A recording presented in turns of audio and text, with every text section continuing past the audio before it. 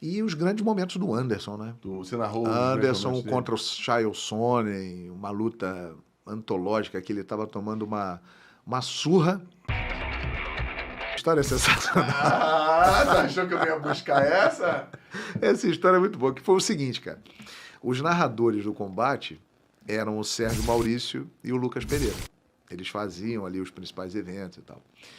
Só que o MMA começou a ganhar muita força, muitos eventos, muita audiência, então era cada vez mais evento. E nós que trabalhávamos no combate também trabalhávamos no Sport TV. Então era uma demanda de trabalho absurda, era muito jogo, era muito evento e tal. E um dia o meu chefe, Pascoal Filho, já falecido, grande torcedor do Flamengo, virou para mim e falou assim: João, eu vou botar você para narrar o MMA. Eu virei para ele e falei assim: legal, só tem um detalhe aí. Não sei nada dessa porra. Nunca vi, não sei do que se trata, não sei nem quem pratica isso.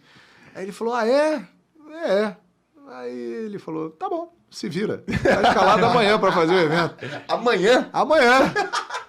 Aí eu falei: puta, e agora, cara? Eu não sei porra nenhuma. Aí eu fui olhar na escala lá quem era o comentarista. Aí o comentarista era Paulo Borracha. Grande Paulo Borracha. Grande Paulo Borracha. Pô, que figura maravilhosa. É mesmo? Pô, ele me salvou, assim, me deu uma aula. Aí eu falei: cara, eu vou ligar pra ele. Liguei pro Borracha. Falei: Borracha, é o seguinte, cara, eu vou fazer amanhã aí o evento com você. Nunca narrei MMA na vida, nunca vi, nem sei do que se trata. Aí ele, com aquele jeitão dele, gente boa, falou: não, garoto, fica tranquilo, amanhã a gente conversa lá, chega lá, tá horário que a gente vai conversar. Beleza. Aí chegamos lá e tal.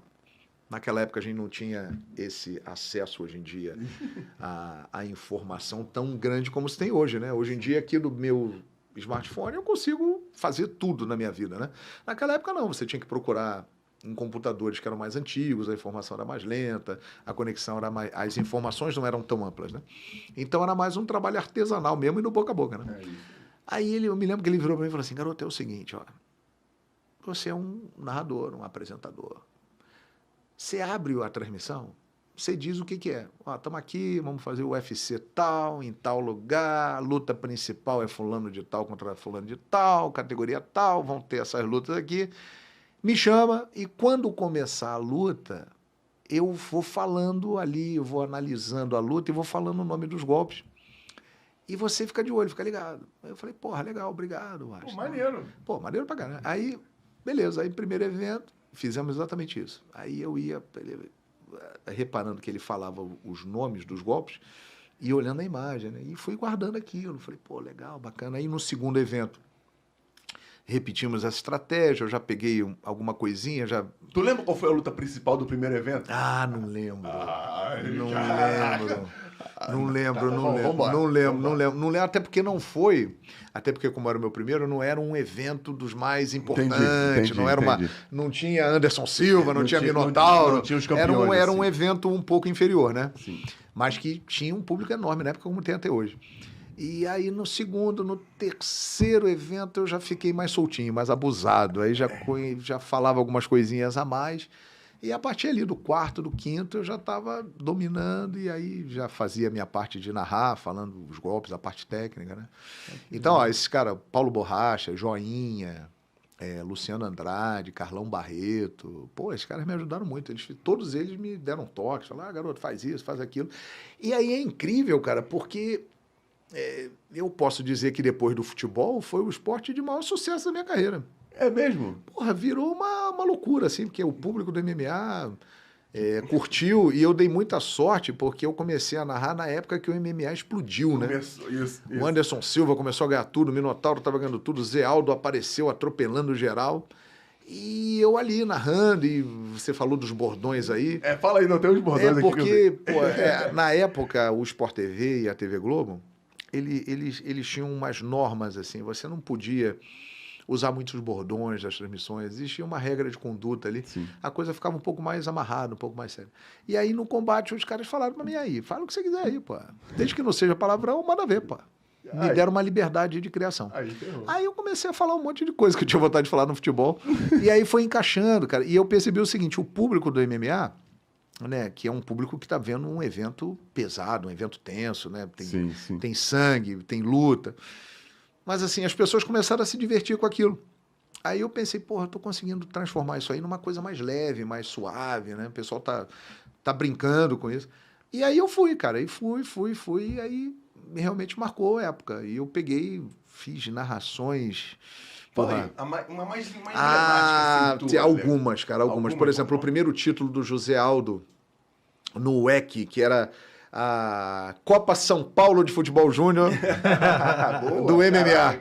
Boa analogia. Antes dele entrar no UFC, tinha um evento chamado WEC, assim, que era dos aspirantes, das grandes revelações. Ele ganhou ali atropelando todo mundo, passou por cima de geral, e aí marcou muito, assim, eu surgi junto com ele praticamente. E os grandes momentos do Anderson, né? Você narrou os grandes Anderson momentos dele? contra o Chael Sonnen, uma luta antológica que ele estava tomando uma surra. Tava tomando uma surra, o Ele Anderson. perdeu aquela luta. Se não fosse o triângulo do final. Exatamente, é isso aí. 30 segundos para acabar, Ele encaixou. ele encaixou um triângulo, pegou o braço do maluco, não teve jeito, bateu, ganhou. Finalização. Cara. Tava moído. E esse maluco, o Thiago Sônia é um cara meio. Linguaru, fanfarrão. Não. E no final ele ficou falando que não bateu. Que foi E assim, ele ficou antes dessa luta, ele falava, ele falava, provocava o Anderson, falava que o Anderson não era nada daquilo que falava e tal. E realmente o Anderson estava muito mal aquele dia, cara. Ele levou muito do Chael Sonnen. Só que aí, no final, né, amigo, a luta não tinha terminado, o cara deu brecha, ele pegou o braço, bateu. Teve uma luta do Anderson com o Vitor Belfort, que foi fantástica. Porra. Aquela do Aquele chute. chutão na bochecha. É? Você narrou? 30 segundos, Você- narrei. Nem foi muito tempo, né? Não é, pô. Pois é, a gente fez um pré de 3 horas, expectativa, luta do século, caralho. Pau, começou a luta, 30 segundos, acabou a luta. Pau. Eu acho que foi o UFC 100, se eu não me engano. E aí isso ficou marcado, que o UFC, assim, pra grande mídia, veio ali. A galera conheceu ali. A gente não, que já acompanhava antes, lá, passava perrengue. É, pô, porque o Patrick é faixa preta de um monte de coisa. Ah, legal. Professor, Também caramba. praticou MMA também. Não, Legal. Legal. E assim, nessa época, ele tem razão no que ele está falando. Porque as transmissões do MMA, elas começaram a dar tanta audiência quanto as transmissões de futebol. Na TV fechada e no pay-per-view. Você tinha o mesmo número de pacotes de pay-per-view para o combate do que você tinha para o futebol. Nos bares, assim, pelo Brasil inteiro, no sábado à noite, que normalmente os eventos eram sábado à noite, tudo ligado para ver Anderson Silva, para ver Minotauro, para ver o Vanderlei, o Cachorro Louco, para ver o Zé Aldo, para ver a galera toda, eram vários lutadores, né, brasileiros. O Brasil dominava todas as categorias. Então a turma toda veio atrás e realmente, assim, por acaso, um esporte que eu não acompanhava, virou um negócio realmente E marcou a impressionante. tua vida, né? Marcou, cara. Marcou. Até Marcou. hoje a galera do MMA fala comigo e tal. E foi um momento realmente muito legal, maneiro. muito Já importante. dá nervoso narrar a luta do Minotauro, né? Ele apanhava a luta toda e pimba no final ganhava, cara. É porque ele ficou com essa fama, né, de rock brasileiro. Isso, ele aguentava e dava. É isso. Eu fiquei impactado, porque é o seguinte, quando eu comecei a narrar, eu fazia muito evento do estúdio. Sim. Ali, ou gravado ou ao vivo. Aí uma vez eu fui fazer ao vivo, cara, na beira do octógono. Rapaz, eu fiquei assustado. E o barulho da porrada? Pá! Pá! E você sente aquele eco. Tava doendo em você. Porra, e o sangue subindo. É meio impactante, assim, num primeiro Não, deve momento. ser mesmo. Deve Eu ser fiquei mesmo. meio assustado, mas depois você vai se acostumando. Você vê que ali do lado é totalmente diferente do que você tá vendo em casa. E isso é uma coisa que marca mesmo, o barulho do... Ele encaixa com a frase do Rock Balboa, né? Não importa o quanto seu soco é forte, sim o quanto você consegue aguentar e continuar lutando. Nossa, mas os caras aguentam muita coisa. Mas o que ele fez, né, no começo pegar o gancho, foi muito difícil, porque o Galvão não conseguiu narrar bem. Eu lembro quando a Globo... Porra, o Galvão no primeiro dia tá na mochila. E botou dois. Ele- Ele narrava boxe. É que é totalmente diferente na boxe do MMA, né? Porque o MMA você mistura tudo, né? Você pega várias artes ali e mistura, né? Tem que saber o nome de queda. E tem os golpes, os jargões do próprio esporte, os golpes específicos daquele esporte. Então é realmente complicado. Eu tive bons professores, né? A galera me ajudou bastante. Que legal. De onde vieram? De onde veio? Desligou o disjuntor. Porra, essa é boa, essa é boa.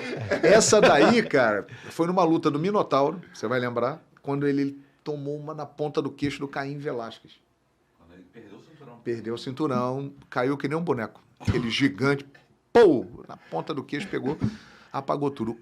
Como eu falei ele na hora, desarmou o disjuntor. Então.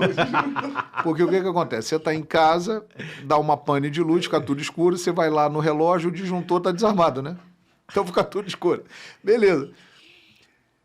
Um mês antes, mais ou menos um mês antes, eu fazia futebol também e tinha um coordenador do Sport TV chamado Zé Carlos, o nome dele. E aí ele me ligou numa sexta-feira para avisar o horário da saída do carro, que a gente ia fazer um jogo em Volta Redonda, se eu não me engano.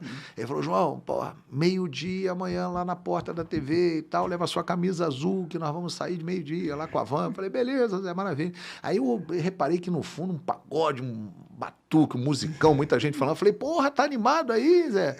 Aí ele virou e falou, tô de folga, meu amigo, o negócio é o seguinte, já tomei todas aqui, tá ficando tudo escuro, vai desarmar o meu disjuntor já. Aí eu falei, que porra é essa, Zé? Ele falou, pô, tá tudo escurinho aqui, vai desarmar o disjuntor. Aí eu achei aquilo sensacional, cara. Beleza, ri pra cacete e foi embora. Aí um mês depois vem a luta. Mas aquela porra, cara, ficou na minha cabeça, eu guardei aquilo. Aí eu vi a cena do Minotauro, tomando aquele... na ponta do queixo. Logo ou tava no estúdio? Não, tava no estúdio. Aquela luta, se eu não me engano, foi em Las Vegas. E aí, ele caiu. Quando ele caiu, e caiu apagado, eu falei, ih, desarmou o disjuntor do Minotauro. Pá! E aí... Isso ao vivo, a galera amarrou. Aí a galera se amarrou, né, cara? A galera se amarrou. Então, quer dizer, num momento ruim, né, chato, um grande lutador brasileiro acabou perdendo, mas nasceu ali um bordão em cima de uma fala de um colega meu que estava doidão numa festa de folga e falou, tá ficando tudo escuro aqui, tá desarmando o disjuntor. Mas não, tem assim surgem os bordões. Né? Torcicolo de girafa. Torcicolo de girafa, rapaz. Não, eu imagino que seja isso, cara. Torcicolo de girafa. É um problema muito grande. É isso aí. Esse aí, cara, é meu grande Mário Filho, Marinho, assim, um dos maiores especialistas em MMA, em luta. E o Marinho, ele sempre ficava falando isso. Porra, esse lutador aí, ele é enjoado, hein? Ele é um torcicolo de girafa. Aí eu falei, pô, mas torcicolo de girafa? Como assim? Ele falou, cara, já teve torcicolo? Eu falei, já, incomoda, é ruim. Ele falou, agora imagina a girafa com torcicolo. O tamanho do problema que é aquilo. Imagina a dor que ela sente. Então esse maluco aí é um torcicolo de girafa. Caraca, mas aí, beleza. Aí começou, né? Aí eu falava, pegava um lutador de casca grossa. Fulano hoje vai pegar um torcicolo de girafa, ninguém é bravo e tal, e por aí vai. E a galera assim. ficava perguntando por quê? Por quê? Assim, quando você começa a perceber... Querem interagir contigo, né? Interagir, assim, as pessoas começam a repercutir aquilo, começam a falar, né? Naquela época, a rede social ela não era tão forte como hoje, então você não tinha esse retorno imediato, né? Mas você percebia nas ruas, assim, as pessoas falando com você, ou na própria emissora, os colegas, porra, torcicolo de girafa, caralho. Na academia, o pessoal... Na academia, tem isso. Aí você percebe que a coisa pegou, fluiu, e aí vai, né? Passando o carro em geral. Passando o carro geral é uma coisa, assim, que eu conversando com as pessoas do MMA, da luta, né?